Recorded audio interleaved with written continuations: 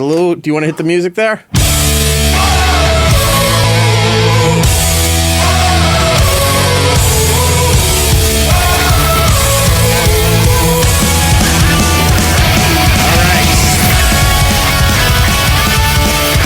Going to go to the phones here for the Royal Rumble this Sunday, January 24th, 8 p.m. Make sure you get the WWE Network so you can watch all the goodness that the Royal Rumble has to offer. It's the beginning of WrestleMania season. All the surprises, all the big stuff happens Sunday night that leads its way to molding what WrestleMania will be in a couple of months. And we're going to talk to one of my favorite wrestlers in the WWE. We've talked about her so many times on this show. We got the shirts, we got the goggles. We could not sell out any more to this person. Please welcome to the show right now, Becky Lynch. Hey, Erik. Hey, Becky, how are you? I'm good. I'm so glad I finally get a chance to talk to you. We've been Instagram friends for a few months now. We have. You're the freaking best. Love the support. Thank you so much. How's everything going? You're going into the Royal Rumble. Yeah. There we go. What is this life? How did this even happen? You know, like I'm sitting in my apartment right now in Orlando, thinking of when I was like sitting at home, waiting up till it would come on at 1 a.m. Right. And I'd stay up and it would be on a Sunday, so obviously then I'd go into school the next morning exhausted because I'd stay up till 4 a.m. And I'm just sitting here going, and I'm going into the Royal Rumble. Like, blows my mind. It never gets old. Well, I gotta say, you're lucky that even as a kid you got to see these things, because I'm a little bit older than you. And back in the day when I was a kid, you were watching the pay-per-views with the scrambled cable channels, because my parents wouldn't pay the money for the pay-per-view. So I'd have to hear Bobby the Brain Heenan and Gorilla Monsoon calling the matches while the picture's moving all over the place, and then go to the school the next day and hear everybody else talking about how great it was, and I didn't get to watch the pay-per-view. No, I'll tell you what. So this is why the Royal Rumble is such a big deal to me, because it was shown on Channel 4, which was a channel that we had, so it wasn't on pay-per-view back home, whereas, like, say, WrestleMania, that was pay-per-view, and you had to get it on pay-per-view. But we were able to watch the Royal Rumble.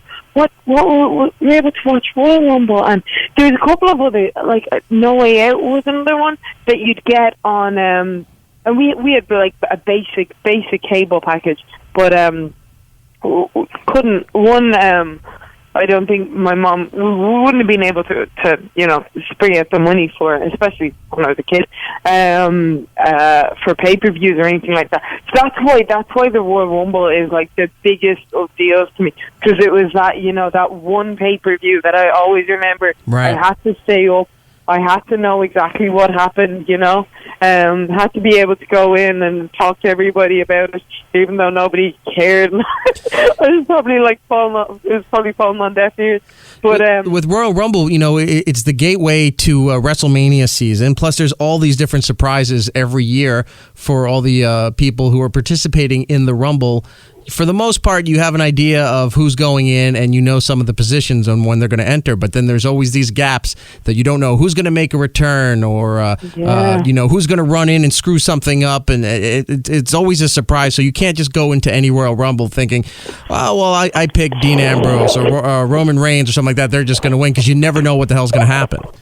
Exactly, and that's why I feel like it's one of the most exciting pay-per-views because it's so different, and like you said, anything can happen. Right. And there's just something about when the clock is counting down, and you're like, oh, who's next?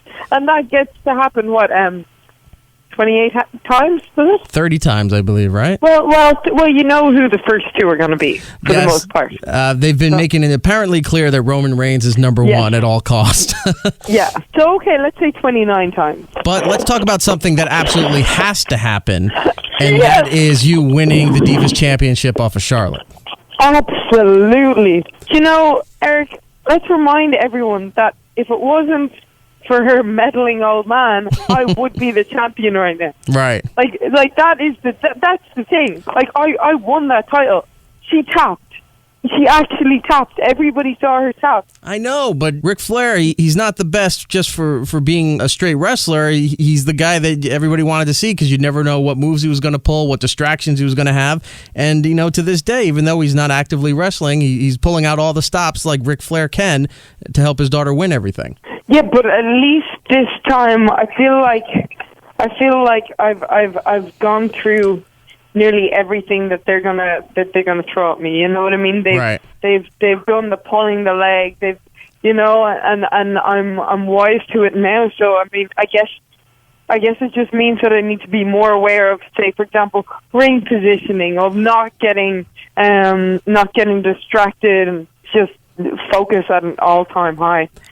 Now, if you had the opportunity to bring in some kind of enforcer to kind of neutralize Ric Flair's position, what legend would you go and pull? Like, who was your favorite growing up that you would love to have in your corner? So I had so many, but I mean, Mick Foley would be one, Taz would be another, Lita would be another one. They're my top three that I'd like on my side. Well, put out some phone calls, get all three of them to come down to the ring. That place will go nuts. Faction. There's been a lot of foursomes recently. You look at the Wyatts, you look at the Social Outcasts, right? The League of Nations.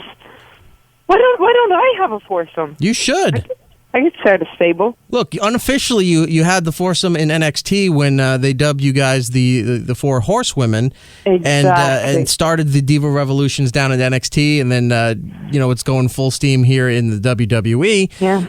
There's been some fallouts. Paige is going her own direction. Charlotte's obviously going her own direction.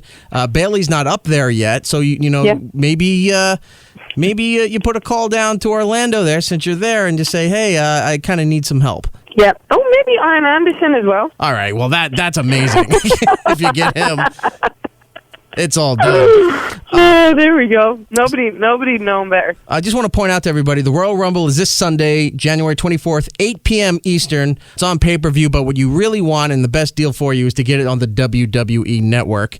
You can check out Becky Lynch versus Charlotte for the Divas title. Also, for the low price of $9.99. For $9.99. I'm doing the Daniel Bryan yes fingers here in the studio.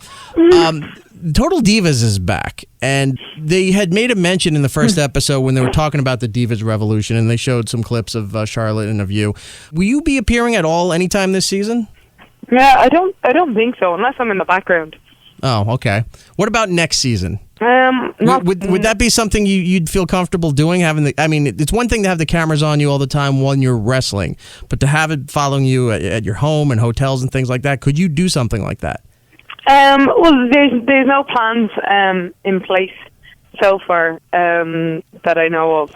So I guess we'll see what happens. That's a whole lifestyle change, and an adjustment to having that all around all the time, to be mindful of what you're saying and doing. If they came to you that, would you be comfortable in that kind of role, having it on you all the time? Well, I think the thing with that is I guess not censoring yourself. Right. When they are around, I think that's probably what gets the best footage and the best TV and storylines and everything like that. So yeah, different opportunities are gonna come up. So we'll see what happens. The Steampunk goggles are a big favorite here on our show, and it got my co-host Matt back into wrestling just because of your Steampunk coat and the hat and the goggles and everything. Was this your choice, or did they come to you with this? Are you a big Steampunk fan? This is my choice, yeah. I absolutely love everything about Steampunk, the creativity, the quirkiness of it, and then the assembly of it, like seeing an outfit come together, and then there's so many options, and it's so grand, and I think it's just, I think it's got a really cool, unique look that we haven't seen before. Where are you as far as Steampunk can also cross into a lot of other sci-fi and geeky culture kind of stuff? Where are you with that stuff? Do you like a lot of sci-fi? I'm not. I wouldn't call myself like the biggest sci-fi fan, to be honest with you. I guess no, probably not. No. I'm just more. I love anything artistic. I'm a big fan of like an industrial look and anything like that. With my homeware, for example, I will do a lot of like spray painting and a lot of just DIY. Yeah, basically DIY. Yes.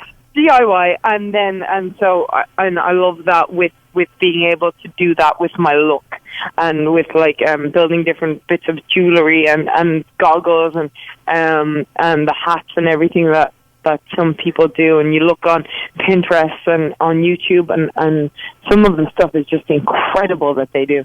Now, if you move on to a match at WrestleMania, let's say, that's the big time. That's when everybody steps up, not just their game in the ring, but their appearance, their performance, coming out to the ring. If you get that opportunity to have a WrestleMania match this year, what's the next step as far as the Steampunk goes? Oh, I have so many ideas. You're going to fly out on a makeshift Zeppelin or something? even better than that. If they let me do what I have in my head, it could be incredible. Oh, that'd be awesome! I can't wait. Yeah, I won't give anything away, but if that does happen, the ideas that I have are just you're going to take it way past the next level. Ridiculous.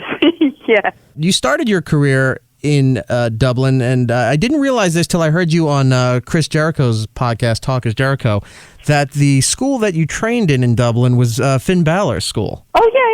The very first day he opened that school, I was in there. You went at such a young age, because I think everybody knows the story by now, but if you don't, you were in wrestling for a while at a young age, then you stopped. You were a flight attendant, and you did a couple other things, and you just weren't happy, and you realized wrestling is where you need to be, and you go back into wrestling and becoming, Becky Lynch, the sensation that you are now. But when you were at that school, you told a story that you used to be woken up every day by a dog. Oh yeah, when we were over in England, we'd do these week-long training camps. And we'd sleep on the mats, or we'd sleep on the ring or under the ring. And at 8 a.m. the lights would go on, and Chester the dog with his giant balls would run over your head.